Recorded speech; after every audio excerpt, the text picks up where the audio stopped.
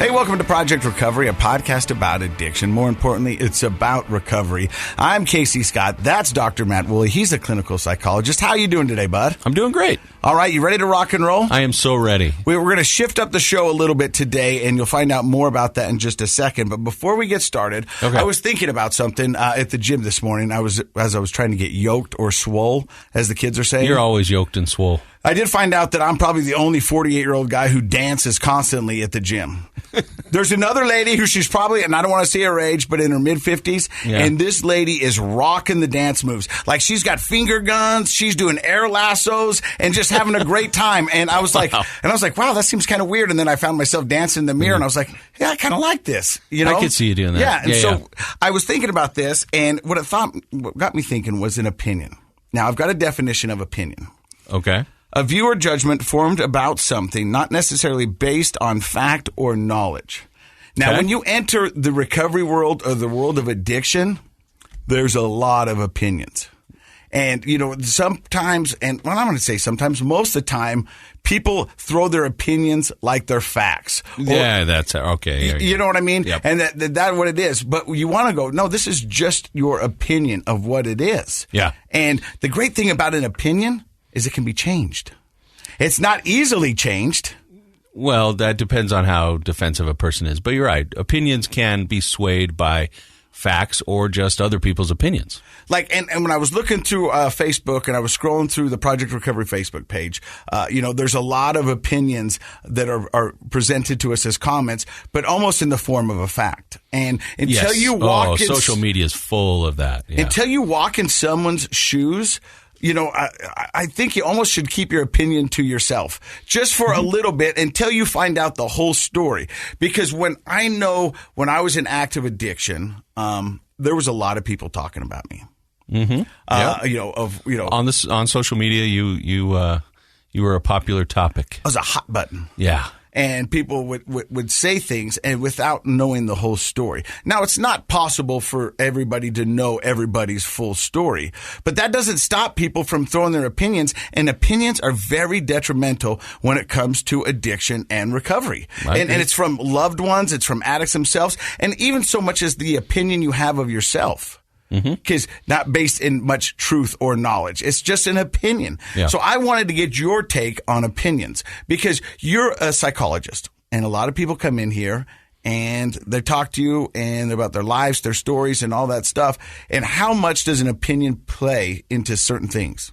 Into their life story? Sure. Is that what you mean? Yeah.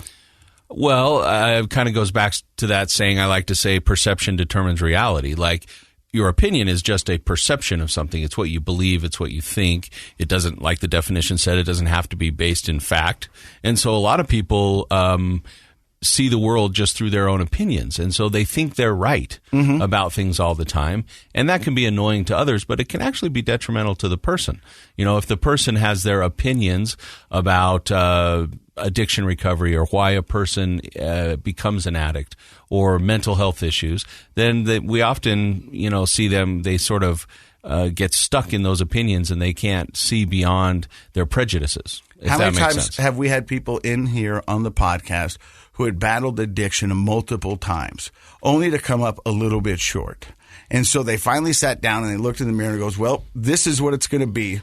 And so now I'm just going to be the best addict I could ever be because that was their opinion and they couldn't have been changed. And it wasn't truth. It wasn't fact because we know recovery is possible. Yeah. But to them, it was the opinion of themselves that this is not going to work for them. So this is what I'm going to do. And well, opinions are often based or influenced by a person's emotional state as opposed to their cognitive or logical state. Mm-hmm. And that's hard to make that shift. Especially if you spent most of your life, be honest with yourself. Nobody answer. We've got a few people here in the studio. Don't answer. But just think, when I make decisions, how often is that based on my emotion about something versus the logic or the data about something? 75% of the time. Yeah. You're an emotional thinker, right? I really am. Fly. Yeah, it's high. Now, you're an intuitive person, and I think you're an optimistic person. And so a lot of times that works out for you, but a lot of times it's gotten you in some trouble, right? Uh-huh. And so we have people in here a lot of times where they're like, you could just see they were making emotional decisions based on opinions time after time after time. And oftentimes it took opening up their mind to another person's opinion, which might be based more on facts and data, like listening to somebody who has something to offer them before that changed their opinions and therefore what they ended up doing. But up until that point, up until we open up our mind to other people's opinions, which might be less based on emotion, we can make some pretty big mistakes. So think about this. You got emotional decisions and logical decisions. Right. And now you're throwing in substances or alcohol, which will change your emotional state and your logical state. Right. And you're now trying to make decisions with that in the mix. I mean, you can see where it becomes this whirlwind of just chaos. Yeah, chaos is probably the right word. Yeah. You know, and so that's what I just want to caution people, you know, with their opinions, because a lot of people want to hear their opinions coming out of your mouth. Oh, for sure. Well, let me give you a weird example. Like this is funny because this morning I was on a big meeting with lots of people involved at this big meeting. I'm not going to throw the meeting under the bus, but it's a University of Utah healthcare meeting. Lots of people in there, and some of the doctors that were talking were saying we wanted to start doing this particular treatment. And it's going to be great. And they were explaining why and da-da-da. And then another doctor came on the call and said, basically, that's your opinion. There's no data to back that up. We shouldn't be doing that, you know, and it turned into this huge eruption. And in the end, we had to admit that there just wasn't data to back up starting this new treatment. We needed more. We need data, healthcare data, because it's people's health. And it's also their money and time to come in for these treatments. But it was interesting that even in a bunch of well-educated people, emotion and opinions sometimes take over the logical brain for at least a time. Luckily, they kind of got outvoted, but until some data can back up their opinion. But it happens at all areas of our lives, even in a very important healthcare meeting. But we can say that data is there for those in recovery, that it is possible. It is. In general. And I will say this. So to go to the other side a little bit, not everything has to be data-driven. No. Not everything. There are some things, and you and I have talked about, like, there are a lot of different ways of Sober Mountain. And if for some reason doing this other thing, like works for you, you know, the prayer circles or something where there maybe not be data, but there are a lot of people who feel like that really works for me. I think there definitely is the connection, validity in that. However, I will say that if you want to just look at, is recovery possible, not just sobriety, and we'll draw that distinction. Sobriety is just not using. Okay. And we know that that's not always a great place for a person or their family. Mm-mm. But being in a life of recovery, being a productive, healthy, happy person does recovery work? The answer is yes, it does. And there's plenty of data that shows that there are a lot of different options, everything from 12-step to chemical interventions to lots of things that can really improve a person's possibility or probability of being a person in recovery. So yeah, there's plenty of data to show that it works. I remember when I was in active addiction, and this was the summer of right before I went into Pinnacle Recovery. And my dad was talking to me on the golf course, and I was drinking as I usually do, and I was drunk, you know. And my dad was talking about it being a problem and all this other stuff. And I remember telling my dad, I go, you know, a lot of people just think I'm this drunk. And my dad goes, yeah. And he goes, it's really simple. You've got two things to do. And I go, okay, I'm all ears. What do I do? He goes, you can either prove them wrong or you can prove them right. And right now you're proving them right. You have a choice, and you've got to figure that out. And it took an accident and me going into recovery and a lot of soul searching and figuring out who I am. But I did change a lot of people's opinions. Now, there's still people out there who have opinions that I'm still this drunk and this heathen, and that's okay because that's their opinion and they can have it. But it doesn't make it true, because if they don't really know me, if they knew me, they would know how serious recovery is to me, how much I love to help, and what a gift recovery has been to me, my family, and I'll be forever, ever grateful. Yeah.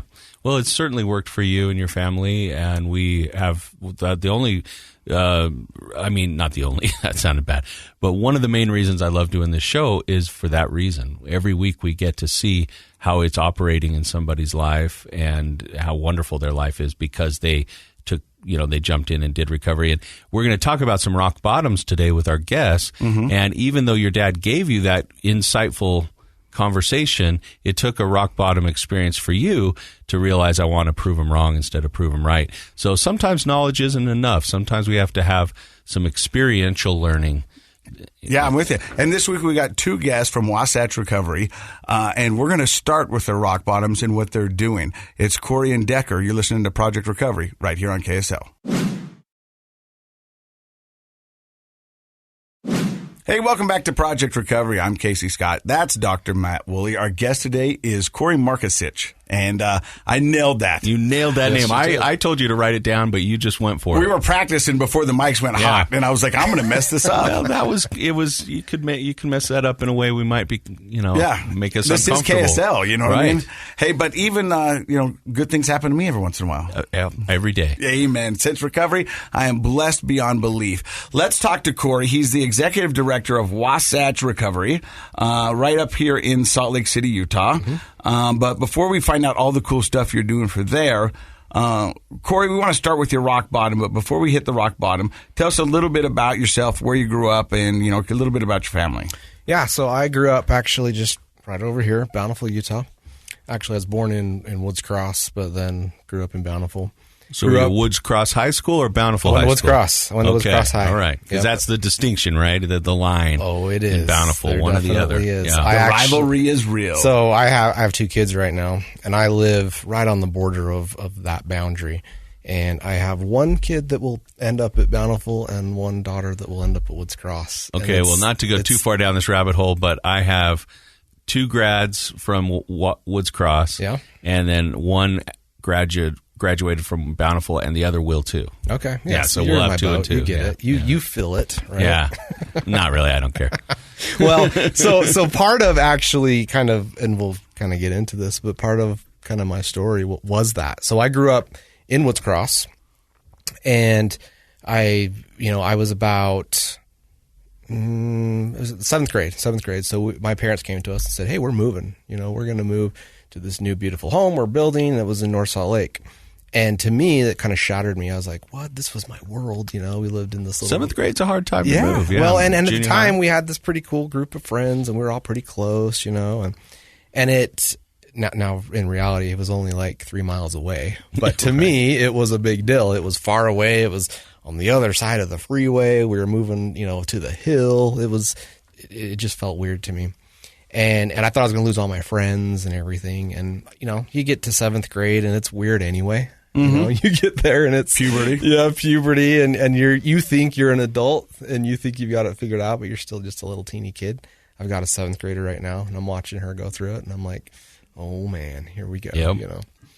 So that was kind of where my journey started. Actually, it's I was trying to figure out who you are and what you do, and I just I had some really, really good friends. We had a close group of friends, and as things progressed and we went on, we just started kind of getting into smoking pot a little bit, drinking, here and there. Nothing too bad though. Yeah. It was just goofing off, dumb kids, like, I stole a beer, let's all split it between 10 of us, nothing too crazy.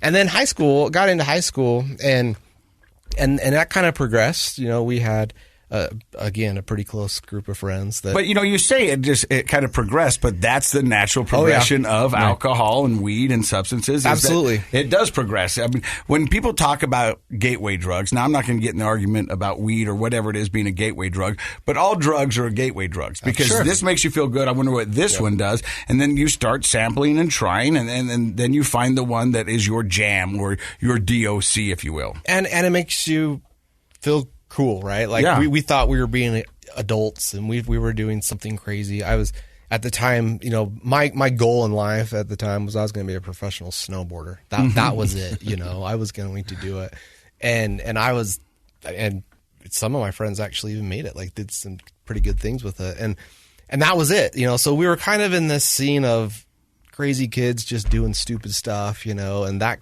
came along with it. We hung out with a lot of older kids in high school, and so that naturally came on. And what was weird at the time with me, I never loved it. I would do it here and there, but it never grabbed me. All my friends would talk about, oh, it's so fun to be high. And it actually made me kind of anxious. And so I just never loved it, but I would be with them. It was my friends, and we would go to parties. I'd nurse the same beer, all night and just be part of it, but not ever, kind of get to that point. I didn't like that feeling. However, I got introduced to some pain meds. And I can never even remember if it was an actual injury or whatever happened, because we were always hurt and all. I don't think they were actually mine in the beginning. It was kind of a friend of a friend. Hey, your knee hurts. Here you go. And I remember taking a couple of those and feeling good, or not like totally high, but I just remember feeling kind of warm. Just that kind of I feel good. Now working in the field for all these years and doing this, I understand what that was and what was going on. And what was? Well, for me at the time, I didn't realize this. I had a lot of anxiety. I was dealing with a lot of stuff. You're a kid, there's a lot of anxiety, had a lot of uneasiness, and it was kind of pain meds, as we know, doesn't just kill pain, physical pain. They do a lot of emotional pain too. Well, I think that's when people come on here and they talk about taking that opioid for the first time, and their eyes kind of, and they're like, oh, that was my thing, that euphoria. It's much more the psychological and the emotional. Yeah. In fact, I think an argument can be made for opioids that they're less effective at actual pain management than they are at emotional management. Well, that's the work in the field. We know that, right? Yeah. People come in and they're like, I've got all this back pain and all this stuff, and they're taking all these pain meds, and we get them off of it, and their pain goes away. Yeah, it's just how it works. So that was about junior year. And then it was funny because my friends that would get hurt, that I became kind of the person that, hey, Corey likes pain meds. If you blow your knee out, I don't like these. They make me itch. Give them to Corey. What do we know about Corey? Oh, he likes pain meds. We'll get him those for his birthday. He likes pain meds. Well, and I was this kind of self-righteous kind of jerk where I would make fun of my friends, like, dude, you shouldn't drink. You shouldn't smoke pot. That's stupid. That's not going to make you a good person. When I'm taking, pain meds, and it was like Tic Tacs. Yeah, and they would do their own thing, and I'd do my own thing. Was a little bit of that because of the legal versus illegal nature of those things? It was that and religious. I grew up very, very religious and LDS. Not like this strict. My parents were very good. They weren't like, you're going to church or else. I mean, they let us choose, and they let us, and did a very good job of teaching us what was right. And so I had that. Like, it was a value of mine that, that is choose the right, do the right thing, right? And but I've justified in my head that, hey, on that list, it doesn't say Lortab. It does not. And so this was prescribed by a doctor. Right. Well, and that's what I think it's not. It's definitely part of the LDS church culture, but I think it's just kind of a general U.S. culture that if it's prescribed by a doctor, it seems more legitimate. It seems more safe. And if you're buying it on a back street somewhere or going to some scrubby house to get it, then there's something taboo about that. So we easily, the addict brain always wants to justify and rationalize, right? And so I figured that even at a young age, that's why you were scolding your buddies who were smoking weed and rolling joints in the snow parking lot, but yeah. And I was definitely part of that, but it was funny how I made it okay. I remember I ended up getting my wisdom teeth out at some time, so I got a prescription of my own. And then I kept that bottle for, probably a year or two, and then I would get other pills and put them in it, because that even made it more okay, right? I actually have a bottle. I have a bottle. Yeah, I can show people with my name on it. It's worn out. The date says 1974, but yeah.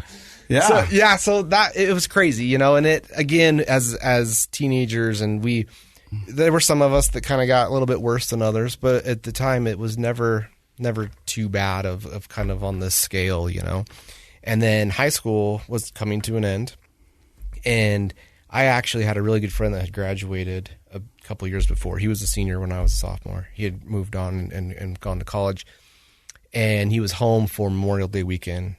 And I didn't know at the time, we lived in the bubble of Bountiful and we were all just happy and everything's great and we think everything's just hunky-dory.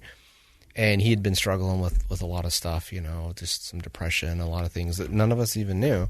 And he ended up taking his life. And that was my last week of high school. And so we had like our graduation and a funeral on the same day. Oh. And it was pretty rough, Yeah. And I remember at the time, us as kids kind of huddled over here, like trying to figure out, what's this world about, right? Right.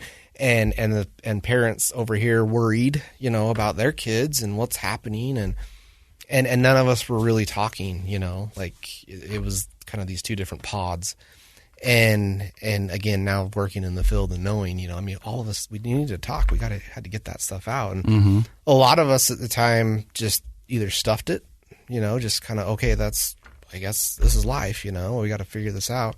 So a lot of us at the time, some of us went on missions, some of us went to college, we all kind of fractured at the time. It was the end of school anyway, right? And so everyone went their own separate ways and kind of did their own things. And some people struggled, some people still are struggling. It's pretty sad.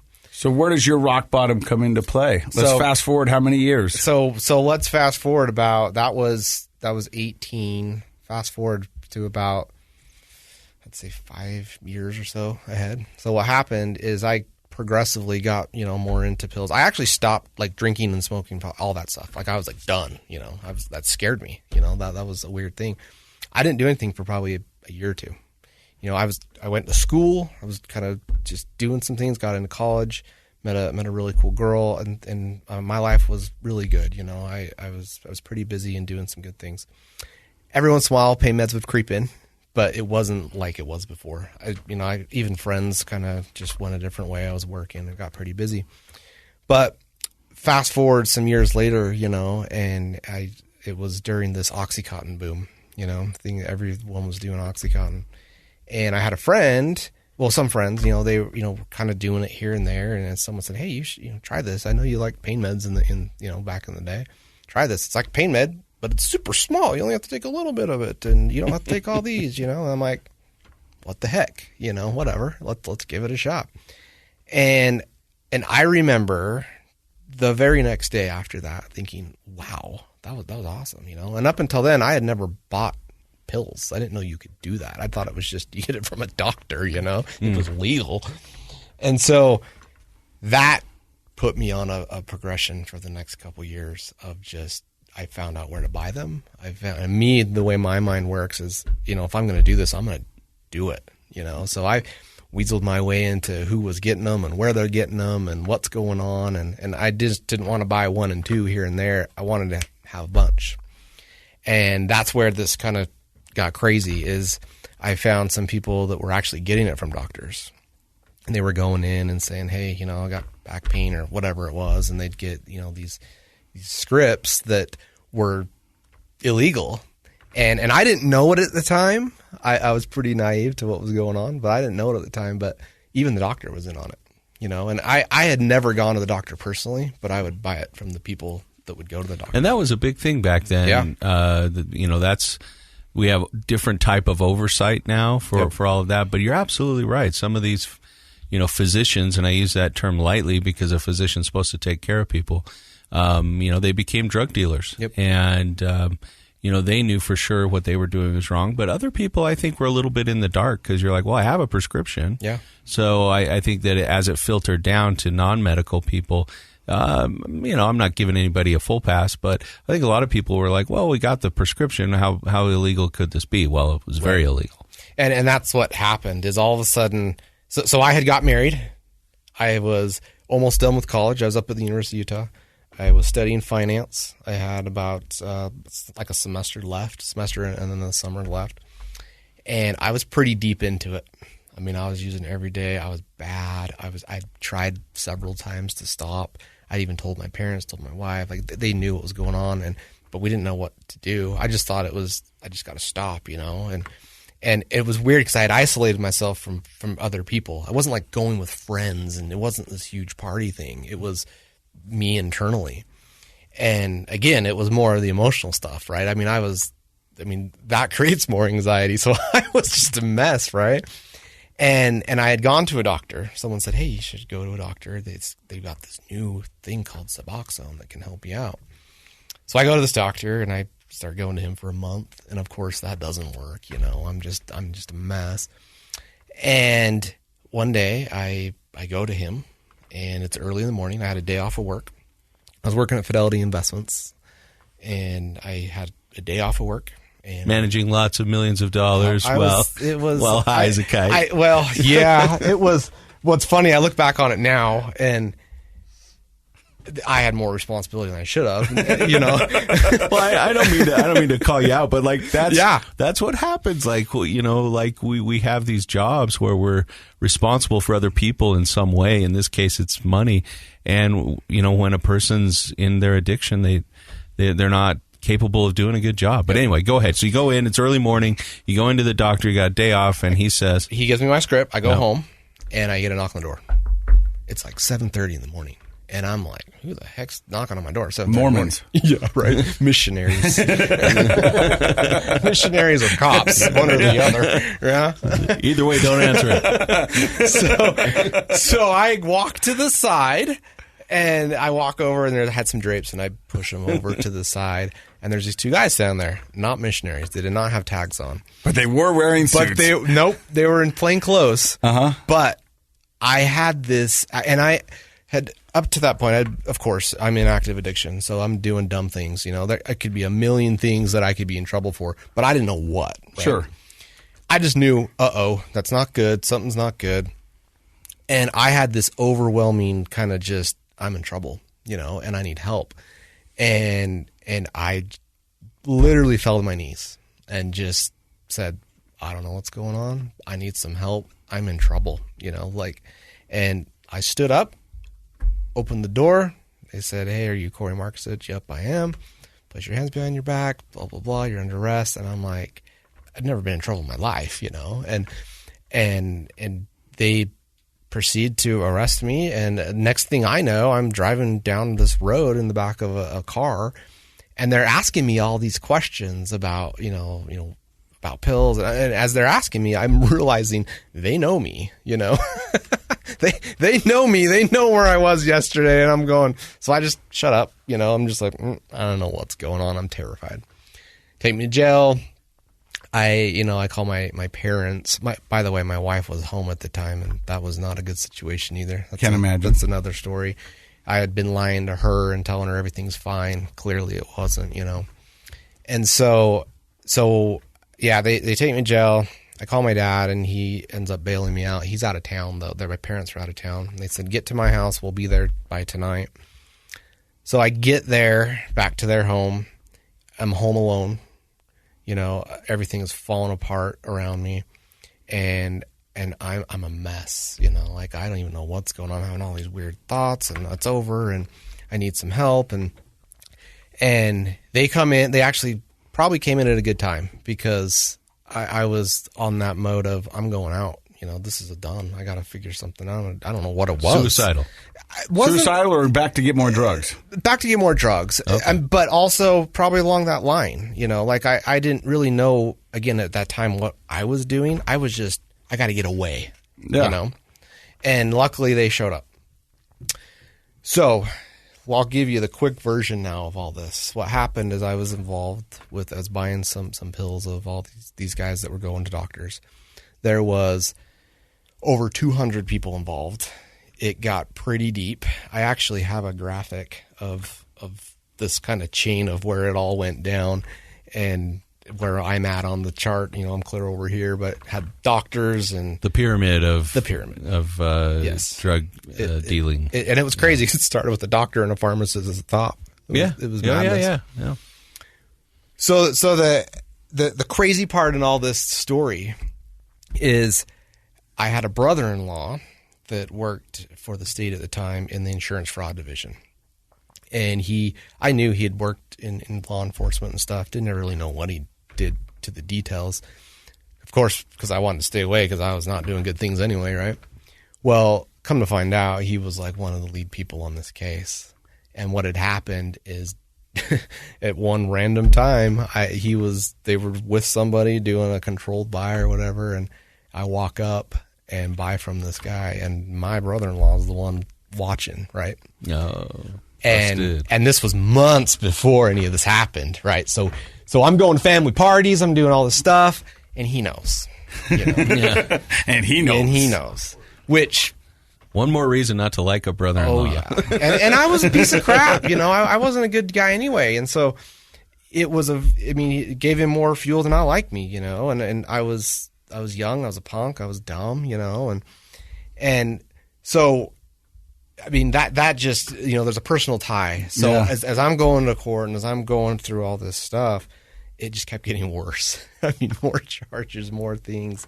It was horrible. Now, when all this happened, clearly I needed to do something. I needed to get some help, right?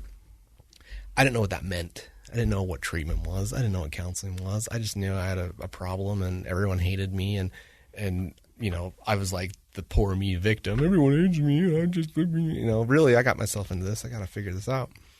So luckily I had insurance at the time. And we had this really cool EAP thing at Fidelity. And they lined me up with this really cool place called Dayspring that was up at LDS. It was actually out in Taylorsville at the time. Now it's up at the hospital. But it was a day treatment program. And I went there and I loved it. Like all of a sudden I was talking about things. I was doing things. And I remember thinking, is this for real? I love this stuff. And I remember thinking at night going, what? It took me to get to this point. I could just talk to people. I could work all this stuff out, And I loved it so much. I was eating it up. I was there about a week and a half. And then I saw some people coming in for IOP. I didn't know what that was. And I'm like, what do those guys do? Why are they here at night? And they said, oh, it's IOP. They come in the evening. I'm like, can I do that? They're like, well, yeah, you do it after. Yeah. I'm like, well, I have nothing to do. I've been kicked out of my home. I live in my mom's basement right now. I got a leave of absence from work, which was cool. So I was in a spot, and they're like, I don't know, I guess if you want to. So I would go in the morning and be there all day, walk over in the night, get McDonald's for dinner, and then I'd do their IOP. You were a super student. Dude, I had nothing to do, and I was eating it up, And so did you graduate from this program? I did. And was that your sober date? I graduated, yeah. So I just got 17 years back in February, actually. Oh, wow! That's awesome. Yeah, congrats. Yeah, so it's been a minute. Now there's other details in there, but the one that I really want to hit on is my wife. Okay, so wait, I wanted to have you save that because I want people to come back at the very end to hear about your wife. You're listening to Project Recovery. We've got 2 stories, 1 podcast. Stick around.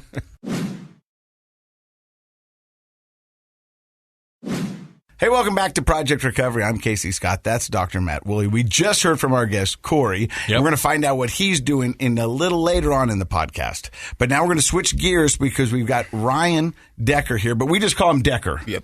And Decker, you are a marketer for Wasatch Recovery. Correct. For those who don't know, a marketer, I've had the job. I did it for Pinnacle Recovery. What is a marketer charged with? Pretty much everything. You're in the trenches, everything from building relationships to helping people getting in to giving them hope. I mean, really, it's a very wide. I don't even know why they call it marketing, really. But really, because I know from experience, you are the first point of contact for a lot of people when contemplating recovery. Correct. Yeah, it is the first call, and building that trust and letting them know there's hope that, like, hey, you can do this. And that's where been there, done that really is crucial, right? Because I'm like, look, because most time people look at me and are like, no way. I'm like, for real, let me show you some pictures. Like, I've been there, done that, got the T-shirt, never want to go back. And if I can do it, you can do it. Do you ever have to Google yourself to look at the mugshot? No. Thank you. I got that stuff expunged, and you can do that? I hope it's off. Oh, because I still Google myself. I think you're putting yours on your driver's license. Yeah, I'll put it on my ATM card. We should make a T-shirt. Yeah, right? I'm in. Don't be a Casey. Yeah. So where did the story of Decker begin? Okay, so I'll just kind of skip. I'll start at the beginning and just kind of skip through all the crap. But yeah, typical LDS family in Orem, Utah, Utah County kid, God's country, and my mom made our family was very normal, and one day my dad and I were out pulling weeds. My mom came down the drive and She had said, get inside the house. There's a big argument. My dad went up the canyon, took his life. Oh. So that's kind of really How where... old were you at that time? I was 7, getting ready to be 8. Wow. So, I remember it like it was yesterday. But, being a guy, push that way down like it didn't happen. Try to pretend like it didn't happen. And, that comes into play later on in life. But, it was not normal. Back in the 80s, suicide wasn't that common. I mean, it was in the paper, you know what I mean? Now it's so common. I mean, how messed up is that that's the world we're living in.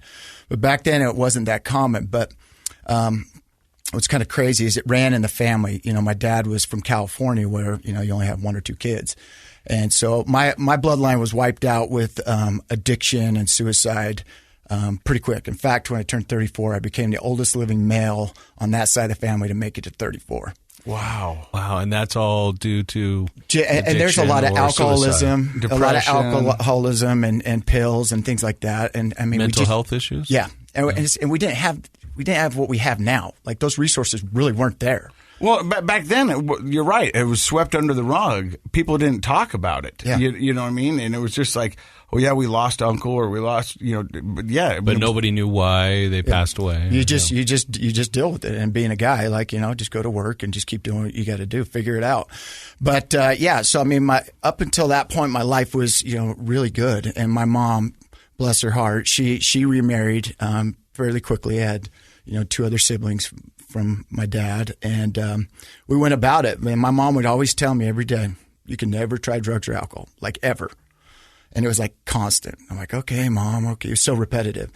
And then, I did good. But, a lot of the friends that I got real quiet in school, right? I mean, I was dealing with a lot. And a lot of the friends that I started, collecting were people from, dysfunctional families, addiction, things like that. And there was no judgment, and we were all equals, and we were tight. But later on in life, getting into junior high, there's only one way to go. And so they would start doing it, and I'd white knuckle. I'm like, no, I'm at church on Sunday. No, that's bad. Mom says, don't do it. And, they talk about gateway drugs. I mean, my gateway drug was the first time I had a Newport cigarette, right? Because eventually, what had happened is I had finally made the decision, like, F it, I'm going to try it. And then that steamrolled into everything. This does this. What does this do? This does that. And thank heavens that back then it was just psychedelics and not like all the hard stuff that's out now, or I'd be dead for sure. But, Corey and I have very similar stories, right? Which I'm sure a lot of people that come in here with opiate addiction, it's fairly similar how it starts. But yeah, I mean, I from that point forward, I was pretty much using a substance. I mean, I'm talking, I was going into my 9th grade year that summer. And then when I get into high school, I just quit caring about school. And anyway, I was only going to school to kind of party and the social stuff. And, and I was, doing everything under the sun. And it was like an everyday thing, in the door of high school and out the back door up the canyon to get, trashed. And it started out as a social thing, right? Like most people do. It's a cool thing to do. We're different, the bad boys. But with that came a whole bunch of drama and jail and, all that crap. Tickets, trust issues. Yeah. All of it. I mean, and that rebellious stage. I mean, I had long, believe it or not, long, beautiful hair. Yeah, and I had the hoops. He's bald as the day is long now. Yeah, I had the hoops in, from JMR, wherever it was, and the Genko jeans, wide leg jeans. I could fit a Geo Metro in those, man. But rocking the Stussy hat. Oh man, I tell you what, ladies loved it. But so anyhow, that was it. It was. I was struggling to even, pass school. I mean, nowadays, if I was in school, no way I could have done it. Back then, it was old school, and so I manipulate girls, put me on the roll, and slip out the back, and get people to do my homework. And finally, getting towards my junior year, I met a girl in seminary. For you guys don't know, that's a church class, an LDS church class, and there's this cheerleader there, and I started throwing out some one-liners, and she bit. We ended up getting married out of high school. And, what was crazy, she saw something in me that I didn't see in myself, right? I'm like, what the heck? Like, I'm like, you're way out of my league. Like, this girl's going to wake up and realize that I'm a piece I think of it was crap. the hair and the hoops. That's true. Yeah. I didn't think of that. She needed a place to park her Geo. I was pretty easy on the eyes. So we actually, buddies started getting in deep into stuff, and I actually proposed to her out of high school, and we got married. And that's where the minimizing and the hiding and the now I'm realizing that there's a serious problem, because I'm not just doing it socially, I'm doing it on my own. Like, and I'm not even doing it to have fun. Yeah, I'm stuck in like this. Let's not get sick. I mean, I functioned, if you will. So at this point, is your jam pills? Yeah. So at the time, it's just weed and alcohol. Right? Okay. Weed and alcohol, and then cocaine has started coming in. Right. But who can afford that? Right. So that was more like a weekend thing. But yeah, I mean, it was really anything and everything up until the opiates. Right. It wasn't.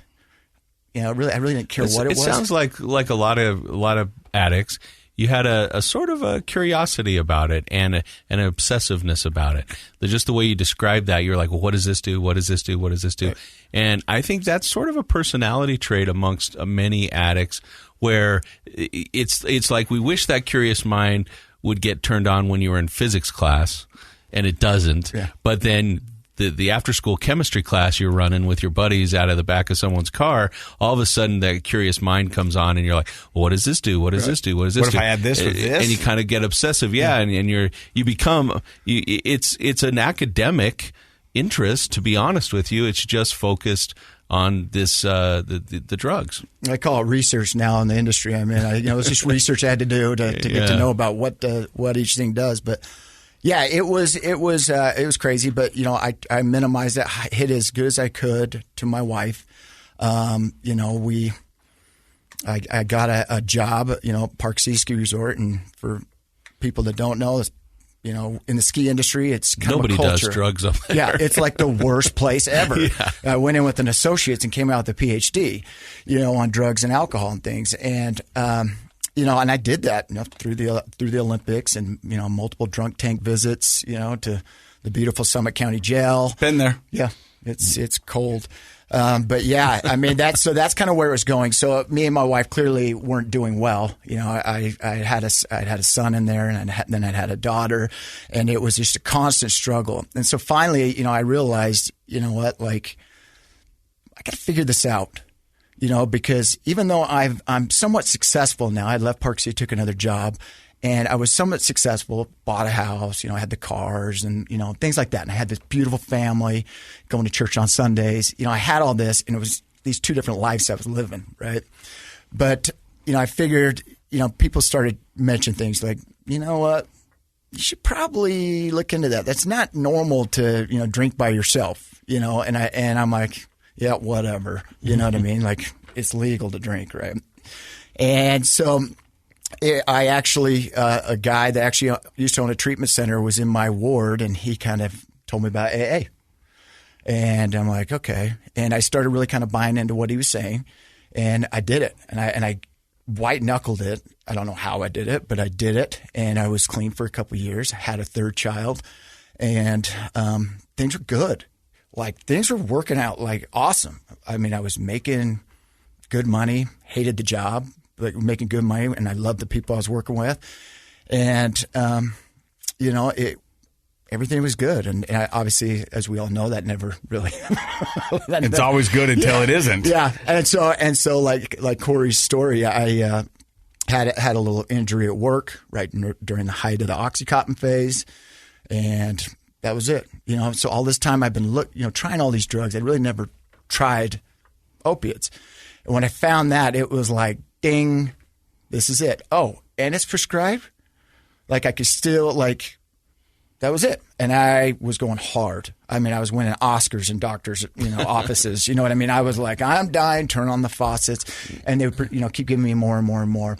But as most people know, I was running out of pills within 2 weeks. Yeah. So now I'm having to buy them on the street. But I can't spend this because it was the most lucrative, most expensive drug out there. And I couldn't. At one point, $80 a pill, right? Yeah, $80 a pill. And I didn't want my family, clearly I was still hiding it from my wife. She knew I was on this prescribed stuff, but she didn't know how bad it was.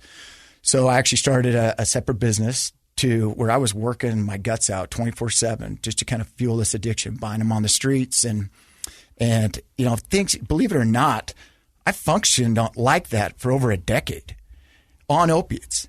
And, I had a lot of people will kind of like nod off, right? I don't know if it's a chemical imbalance in my DNA from my family or from my dad's side or what, but, I was always that guy that, everybody started drinking, throw the cap over the shoulder, everybody else is passed out, I'm still drinking, or I'm still, something clearly wasn't right. Yeah. And so, I did. I functioned. I was very successful, did all the things, had all the things, beautiful family. But eventually that's going to come to a crash. Yeah. And what's crazy is finally, the same guy that introduced me to AA, one morning I'm sitting in the pharmacy at like 8:30, doesn't open until 9. And he walks in. He says, the guys who were sitting here at, before the pharmacy opens on day 30 are usually the guys that need to be in a program like mine. And I'm like, whatever, of course. And then I'm like, he's probably got a point. You know what I mean? Like, I should probably stop this. This is costing me so much money. I mean, a $400 a day habit, right? Because my tolerance was so high. $400 a day. $400 a day.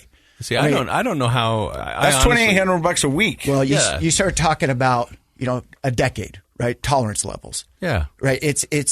That's why most people go to heroin, right? Because it's cheaper. But I didn't want to do that. The H word's the devil, and devil itself, right? And this guy says this, and I'm like, okay, I'll try to stop. And I'll never forget it. I was sitting on the bed, and me and my wife were in an argument, and she kind of left with the kids, and I was so sick. Opiate sickness is no joke. Death seems like a better option. Yeah. And I remember, I'm like, I'm going to rob a pharmacy. I couldn't get anything, and I was just sweating bullets, and I'm like, I'm just going to end this. I'm like, I'm not good to anybody. I was in that poor me, how to get to this point mode. And I remember a guy mentioning heroin. And I did. I made the call, and I did it. And, it kept me from getting sick. And then I learned very quickly that the people that are associated with that is not the people you want to be associated with. I mean, it's crazy. And, here I am, fairly successful, and I'm like, okay, I got to stop. And so I actually went and talked to a doctor. Somebody mentioned like Corey's story about Suboxone. And I went and talked to this doctor. He got me on. I'm like, I'm good. And I did it it's probably about 2 years. And then one day I just went in there to get my prescription filled, and apparently I was shaking or something along those lines. And he says, "Oh, you got anxiety?" And I'm like, I know what that word means. I'm like, yes, I do.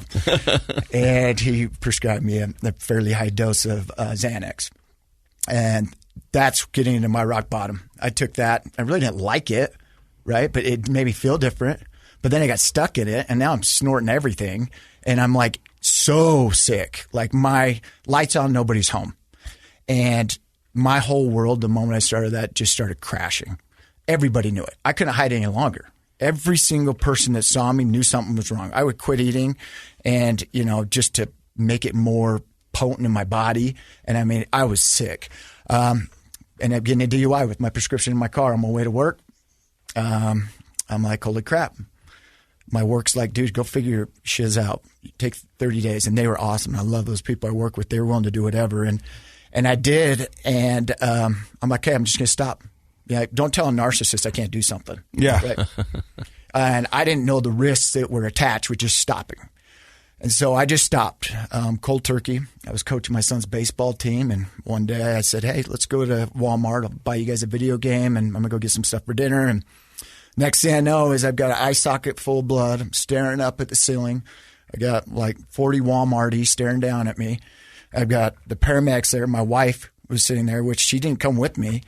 And I'm like, man, what the heck just happened? Well, I'd had a grand mal seizure on the floor. Whoa. And, paramedics and apparently I was like 14 minutes. And wow. That's a long, yeah. So they took me in an ambulance, and I still didn't associate it with the benzos, the Xanax. So I just I just kept not using them. And then, I'm down sleeping with my son because my wife's still pretty upset at me, and boom, another one right in front of my son. Paramedics come back over. And then I had the magic 3 that makes it, where you have to go have a neurologist sign off so you can keep your driver's license. I could never become a pilot. All sorts of fun consequences that came with that deal. But I mean, nights in jail, from benzos, and like legitimately, I finally came to a point where, okay, like physically, I can't do this on my own. Yeah, people say it's sick and tired of being sick and tired. I'm like, and I thought like I could do anything. Like, you know what I mean? I was a narcissist. Like, don't tell me I can't do anything. And when I'm like, this is going to kill me. And on finally the 3rd ER visit, they're like, have you ever taken benzos? Because they were out of my system. So drug test results were showing negative, right? And I'm like, yeah. And they're like, that's what it is, right?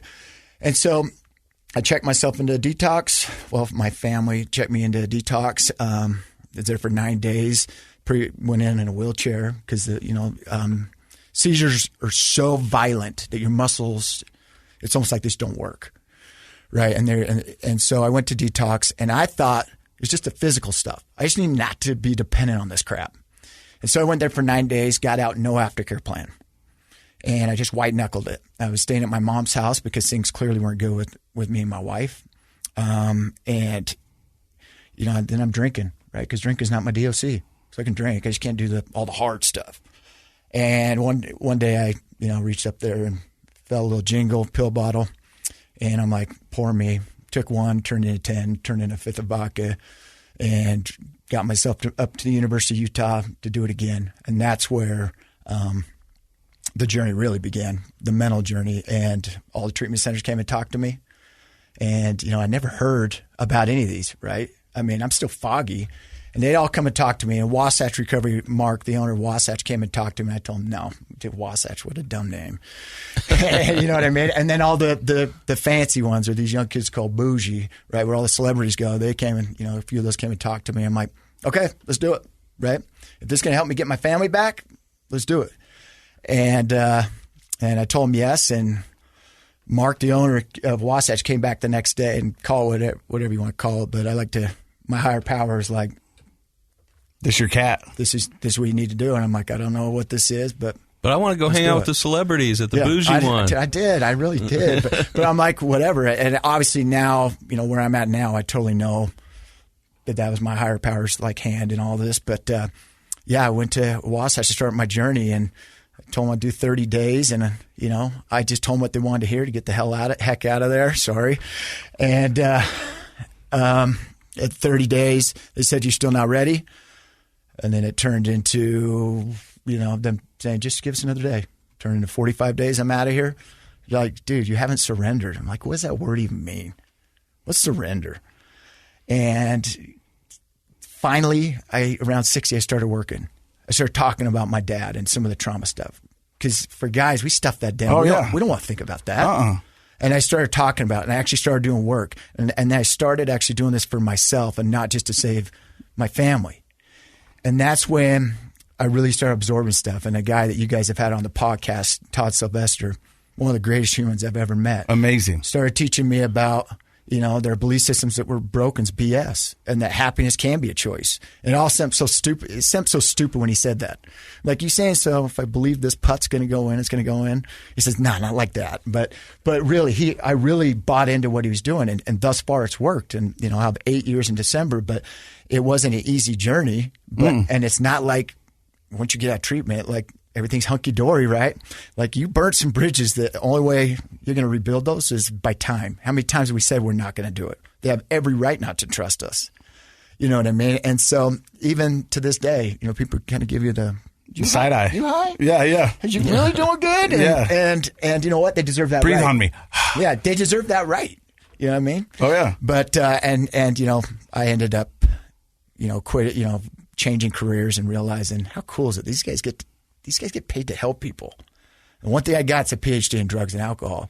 And so they wouldn't give me a job for about a year, but I got into the industry, one of the detoxes. They want a year clean time, which is the standard. Understandable.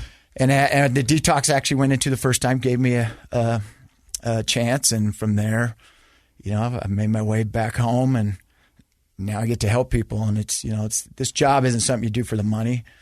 It's legitimately the most gratifying job ever, but it's heavy. You know what I mean? It's hard. Oh yeah. I mean, you're seeing people on their worst day every day. Every day. And helping them out. And that's what I love about this, is showing people that recovery is possible. And with your two stories, I mean, I think it's a great example that recovery is possible and that a wonderful place Wasatch Recovery can be. Before we take a break, I've got to ask, are you back in the house with your wife? I am. Yep, I am. Yep. And I've got, my kids are all they're playing baseball, and I've got my kids there. I've got another kid going to college, and that emotional connection, right? A lot of people talk about, physically I was there for all that stuff, but the emotional connection that's there, it's freaking awesome. It's beautiful. There's nothing better. Nothing. We're going to find out what cool things Wasatch Recovery is up to. You're listening to Project Recovery right here on KSL. Hey, welcome back to Project Recovery. We've got our two guests on the mic now. I'm Casey Scott. That's Dr. Matt Woolley. We've got Corey and Decker here. So, Corey, before we took a break to go over to Decker, you said you wanted to tell us something. Yeah. What was that? I just wanted to update, and it was kind of the same thing that Ryan was just talking about. So he said how he just made it back to his house, which is good. I was in the same boat. My wife actually was a huge part of my recovery. She, at the time, held a boundary. This is stuff I've learned now, working in the field and going to treatment. And I don't think she knew it either, but she just had some good boundary, and she held it. I mean, she would not talk to me. She was like, hey, you got to fix yourself. You got to figure this out. You hurt me. You lied. You did all these things. And I had kind of put everything back together with different family and friends. Work. I actually resigned from my job, got a different job, did a whole bunch of things, kind of had things, going. And she still held strong, and it was funny because to me, I was like, hey, this is my last piece, and in the back of my head, I was even thinking, hey, I've got everything else okay, like this is good. And dangerously starting to figure things out, like I've got everyone good, right? Things are good. It'd been, some months, almost a year, things had kind of gone on, and everything was getting cleaned up with the legal stuff. Things were moving forward, and I was, back in school. I was almost done, and in the beginning of all this, she actually had served me with divorce papers, and it broke my heart, because she was my person, and I wouldn't sign them. I'm like, no, and I'm not going to do this. And finally, of course, I had to. Had to sign them and gave them to her and had them get them notarized, and it was awful. Oh yeah, that stung. And even after I did that, I thought she'll talk to me now, but she wouldn't. She just kept holding strong. She would shoot me things like, hey, keep doing what you're doing, or just little things here and there. But she was holding to her guns. And as time kind of went on, and I finally had moved to that point of, okay, I got to do this for me. She was my last piece that I was doing it for. And I finally said, I got to do this for me. And that's really when I started doing some more internal work, and, things kind of went on, and we started talking a little bit and tried the dating thing, let's go to dinner and let's do some things. And I mean, because we had been together for like 4 years before that. This, we had a relationship, and I cared for her. She still cared for me. She just didn't like the person I was. I did stupid stuff. And can you blame her? Yeah, no, man, I was a jerk. Like, I mean, I remember when after all this happened, she called me and was like, hey, I just found that there's a credit card that's ran up. And of course, what I say, I don't know what that is, right? I mean, there was all these little things that honestly I had forgotten that just kept getting, eroded. And so anyway, so we kind of started dating. And I was in a good spot. Things were good, and we weren't like right back together or anything. But one night she handed me an envelope, and it was those papers. She had never actually filed them. Everyone thought she had, including me, family, everybody. And she had just said she just didn't feel right about it yet. She wanted to make sure she was making the right decision. And every single day to this day, man, I'm thankful she didn't. And I'm grateful for the reason that got me to that point, because if I would have somehow weaseled my way back in or whatever happened, I don't think I'd be sitting here, I'd probably be one of, the clients at Wasatch right now. I needed that. I needed someone to hold my feet to the fire. My parents couldn't do it. The law couldn't do it. You know, I needed that person to do it. And turns out she was your person. She is, and she still is, man. We have 2 beautiful kids. You know, we're still married. Every time our anniversary comes along, I always joke, minus a year and a half, you know. But the asterisk year. Yeah, the well, asterisk I think what's year. great about that is that's a really, really good example of how important holding those boundaries are. Absolutely. If you happen to be the loved one of somebody in active addiction right now, and I think that if she were here, she'd probably talk about how hard that was for her, how heartbreaking it was to not talk to you, to hold that boundary tight, to get the divorce papers to you, to have you sign. I'm sure that was really an emotional, difficult thing for her, but how absolutely vital those boundaries are in helping somebody find their way back to recovery. So. Yeah, well, and back to when you guys were speaking earlier about opinions, it's the same thing. Like, I had opinions about myself. She was getting opinions here, all these opinions, and what it boiled down to is we need to go off of what we believe and what's good for us. Sometimes we don't know what that is, right? I mean, that we learn that. If she was here, you would ask her. In the midst of it, she didn't know what she was doing. Luckily she had some inclination to say, "Hey, I gotta do this." Well, she's following her intuition, and let's be honest, the ladies are better at that than we are. She is, and that's definitely her talent. And it's funny because if you ask her to this day, she's like, "I didn't know. I just was going off my gut." Yep. And luckily that is what saved me, and that's why I'm here now. I mean. After all that, I decided I wanted to go back to school and I wanted to work in this field, and I went back and became a counselor, and I've worked now in this field for like 15 years, which is freaking crazy. And I've, been a director of a few different places and ran places. I opened a place with some people at New Roads Treatment Center. We opened a place in Florida all the way across the country. I mean, I've done a lot of cool things, and I could have never done any of that without where I've been, and it's weird because like even this, like back to when you were talking about opinions, I mean, this goes out to 1 million people, right? I mean, all these people will hear it, all these things, and we've done this 1,000 times. People know who we are, but yeah, I mean, people have opinions, and they think, oh my gosh, they've done this or they've done that. We've seen some pretty bad things. We've done some pretty bad things. But on the flip side of that coin, you've seen some really wonderful things, and that's what I was going to say. And that's what keeps us going, right? And the opinions of other people, it's just opinions. I mean, I'll be honest with you, man. When you went through your stuff, I didn't know who you were, right? And I saw the comments online, and I saw this, and you don't even know this, but I reached out. I sent DMs to you, to KSL. I'm like, we gotta help this guy because I didn't know you, but I knew the situation. And one, being there, and then 2, knowing the situation, I'm like, we got to help this guy. Someone's got to reach out to this dude, and we do that all the time. It's crazy. The people that we've kind of reached out to and helped, and it hit me when you're talking about opinions, because I had an opinion. All these people have these opinions, but I know the situation. I didn't know you. I just needed to help you. So my therapist, we sat down and we pulled up the Facebook page with my mugshot, and he wanted me to read all the comments. I've said about this on the podcast before, and I was like, I don't want to. And he goes, why? And I go, because they are going to just roast me, and they're going to beat me up. And he said, hey, those are opinions. He goes, but you might be surprised. And I sat down and we did a whole session of us just reading comments and kind of dissecting them. Cool. And for the most part,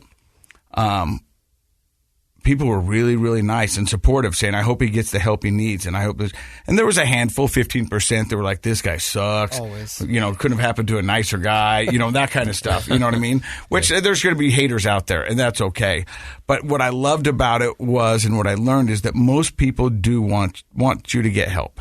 And they want to be there. And I think, all 3 of us, before we found out about recovery, didn't know recovery was the thing. Mm. And we were all seasoned veteran partiers. You know what I mean? And you never knew that recovery was possible. So that's what I want to know. What makes Wasatch Recovery different? What are you guys doing there that seems to be working? Wasatch is a special place. Ryan can attest to it. He's been through there. I've worked at several different places, and there is I always joke about it, kind of a mystique or a spirit about Wasatch. And we even have like a little saying up there called the Wasatch Way, what we do there. And I'll tell you, it's a tough program. It's not easy. I mean, you're not just going there getting massages and hanging out. It's pretty intense. Our heaviest focus is on processing. People get there and they're like, okay, do I get my AA book and my my worksheets and this and that? What time's the gym and dinner? Yeah. I mean, that's just not the way we roll. I mean, there's a girl there right now that I was talking to, her and her mom. She's been there about a week or so, and she was telling her mom, what they do. And I'm kind of just sitting back as she's telling mom. And in my head, I'm thinking, mom probably thinks this is pretty rough. Because she's like, yeah, we have group in the morning for 3 hours, and then we do this, and then we have group. And it's pretty intense. And when we walk into groups, we sometimes go into the groups without a topic. We're not going in there like, okay, hey guys, we're going to talk about addiction in the brain today. It might lead to that, but we just sit down in a circle and say, hey, what's going on in the house? And, we let someone bring something up and it just turns into a 3-hour process group. And our therapists are incredible. I mean, we have all master's level therapists that lead all the groups. They all have their own little niches of what they do, but it's pretty intense. I mean, he knows. I mean, there was times where I'd walk past the door when he was in treatment and I'm like, is this guy gonna kill somebody? Because he's flipping out and just.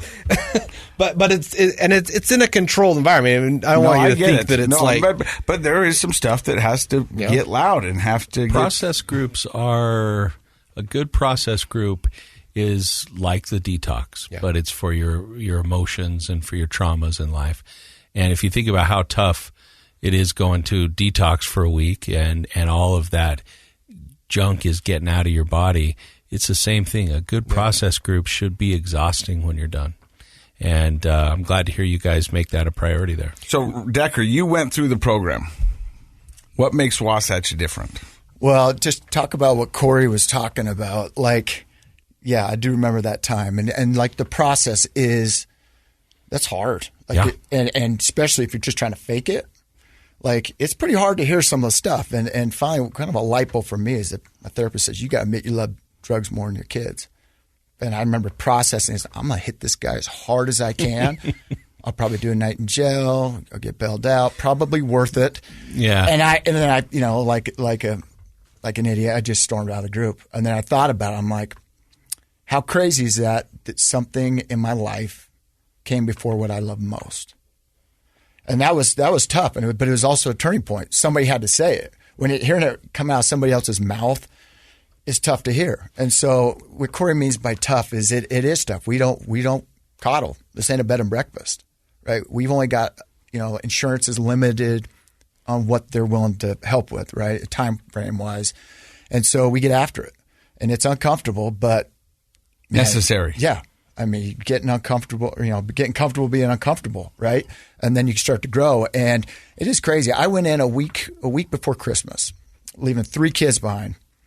Never had a roommate in my life, right? And I was like, I'm willing to do whatever, to try to get this family back. But in reality, the only way I could have done it is if it is what it is. It was like a family away from my family, right? That homesick, the blackout period where you can't talk to anybody for, weeks on end or whatever it was back then. But it was tough. But you know what? They seriously loved me until I could love myself, which a lot of people say, but it was true, right? I was this broken person at my all-time lowest. I mean, I got to a point I had to go to rehab, right? I only thought that was on TV.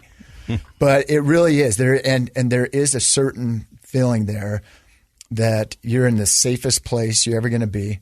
You've got a whole bunch of people whose lives depend on this working.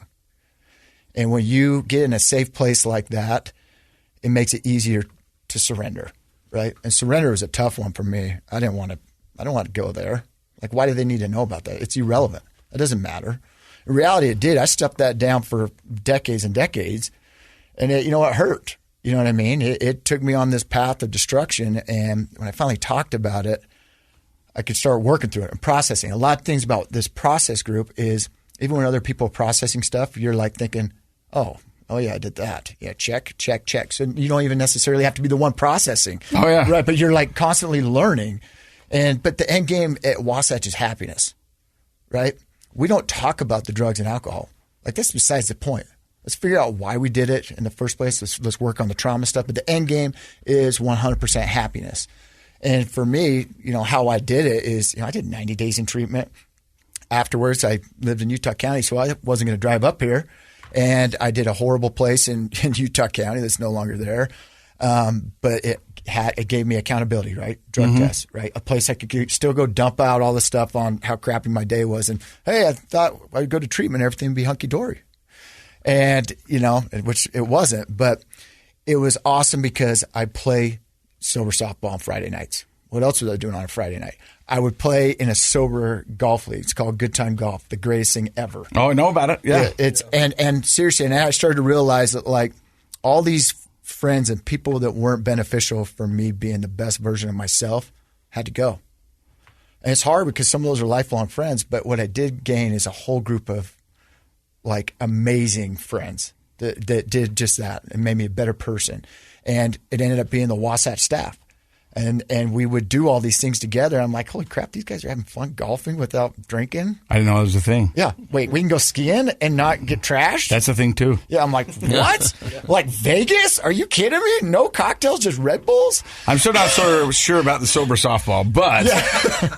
But seriously, so Mark and the Jeff, the owners at Wasatch, have done a really good job of building programs to kind of build a community of support, which is awesome. I mean, it's freaking awesome. Well, I love that you guys both stopped by today to share your story of recovery and how wonderful it can be, and that it is possible. It's Corey and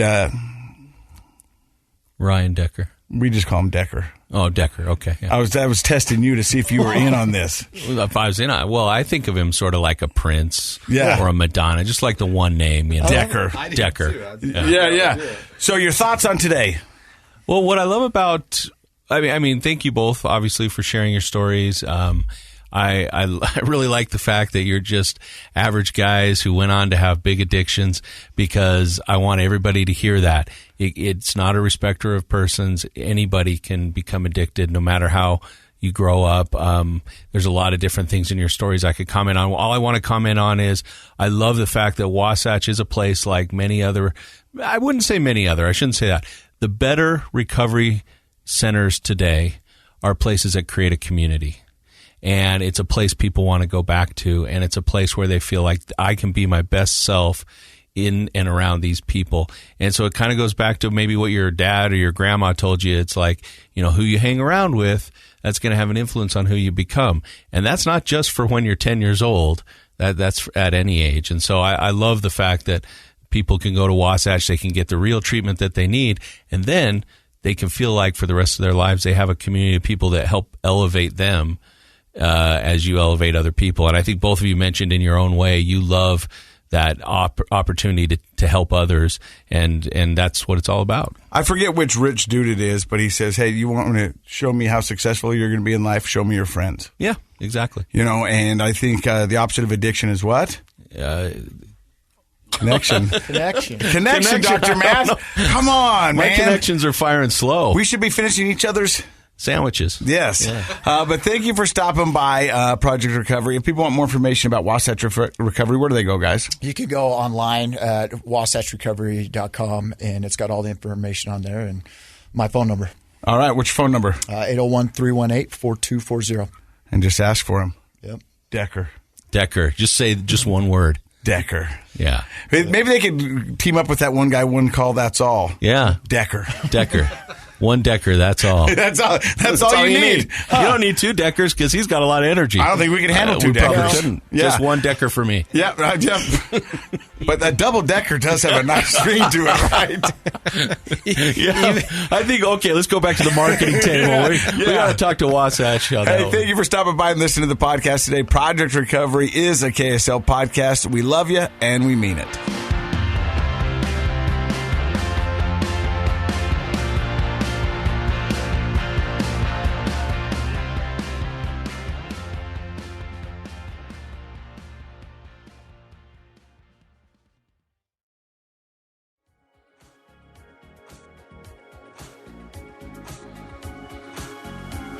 The contents of this program are for informational purposes only. The program is not intended to be a substitute for professional medical advice, diagnosis, or treatment. Always seek the advice of your physician, licensed therapist, or other qualified health provider with any questions you may have regarding a medical condition. Never disregard professional medical advice or delay in seeking it because of something you've heard on this program. KSL does not recommend or endorse any specific tests, physicians, products, procedures, opinions, or other information that may be mentioned on the program. Reliance on any information provided on the program is solely at your own risk.